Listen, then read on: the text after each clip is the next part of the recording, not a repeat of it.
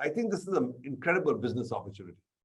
It's a business opportunity because the world we have created today reflects 150, 200 years of a particular kind of business model, which is a high carbon intensive business model.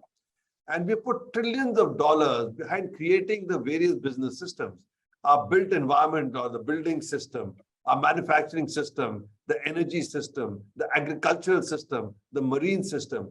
Each of these have been architected with trillions of dollars of extant investment sitting in there based on a model that we don't want to follow in the future. Now, how do you actually create a new low carbon intensive model over the next 10, 20, 30 or whatever years that you have? You've got to basically jettison most of the trillions of investment that is lying here and reinvest. That reinvestment is a big, big opportunity. Somebody has to finance this transition. Somebody has to finance the reinvestment. Somebody has to finance the glide path from point A to point B. And therefore, if you are sensible about understanding where you are and where you and the sector needs to go, you can be ahead of the curve in finding the solutions, working with clients, and actually profitably a part of the answer.